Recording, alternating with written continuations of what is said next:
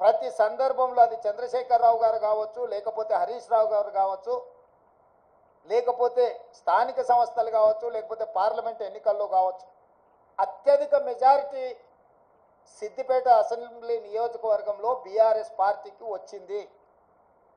కానీ ఈ పార్లమెంట్ ఎన్నికల్లో హరీష్ రావు గారు సిద్దిపేటలో పూర్తి తన ఓట్లను బీజేపీకి బదిలీ చేసిండు.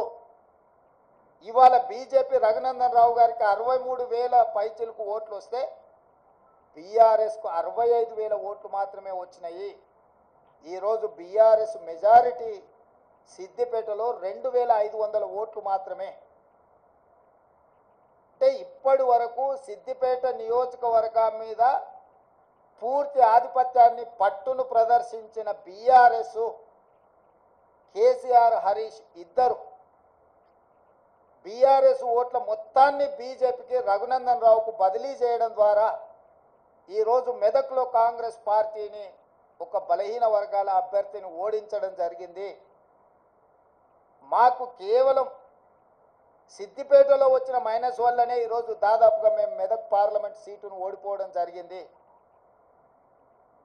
అంటే బీఆర్ఎస్ను నమ్మి నిలబడ్డ వెంకట్రామరెడ్డిని నమ్మించి మోసం చేయడమే కాకుండా కాంగ్రెస్ పార్టీని ఓడించాలా, కాంగ్రెస్ పార్టీ అంటేనే ఏవగింపు లేకపోతే కోపము ప్రదర్శించి ఆత్మ బలిదానం చేసుకొని అవయవ మార్పిడికి పాల్పడి ఈరోజు బీజేపీని గెలిపించారు. 7 పార్లమెంట్లలో ఆనాడు 37.5% ఓట్లు తెచ్చుకున్న బీఆర్ఎస్ ఈరోజు 16.5% ఓట్లకు పడిపోయింది రాష్ట్ర వ్యాప్తంగా.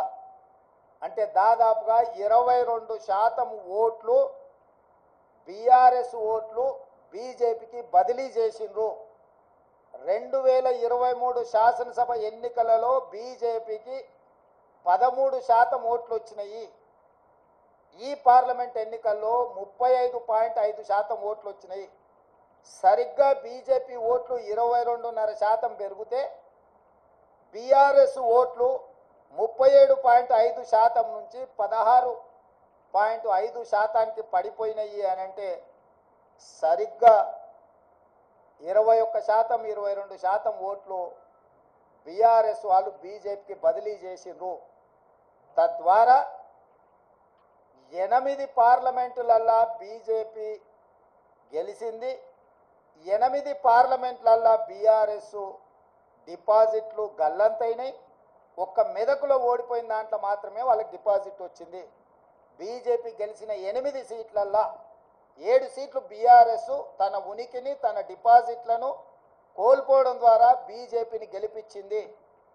ఈరోజు పోతూ పోతూ చస్తూ చస్తూ ఇవాళ బీజేపీని గెలిపించే ప్రయత్నం ఈ రాష్ట్రంలో బీఆర్ఎస్ చేసింది. చంద్రశేఖరరావు, హరీష్, కేటీఆర్ చేసిండ్రు.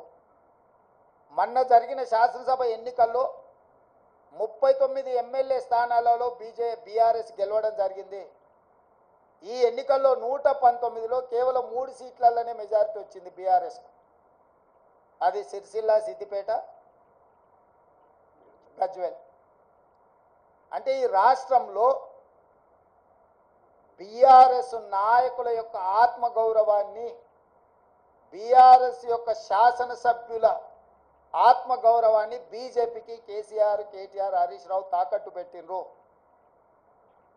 పూర్తిగా ఓట్ల బదలాయింపు, పూర్తిగా ఎన్నికల ఫలితాలను బీజేపీకి అనుకూలంగా మార్చి ఈరోజు కేసీఆర్ కుటుంబము రాజకీయ అరాచకానికి పాల్పడ్డారు. ఇది తెలంగాణ సమాజం అంతా గమనించాలి. ప్రజాస్వామికవాదులు, సెక్యులర్ ఫోర్సెస్ అందరూ కూడా ఈరోజు ఈ అంశాన్ని గమనించాలి అని చెప్పి కాంగ్రెస్ పార్టీ కోరుతున్నది. ఈ రకంగా ఈ తెలంగాణ రాష్ట్రంలో తనంతల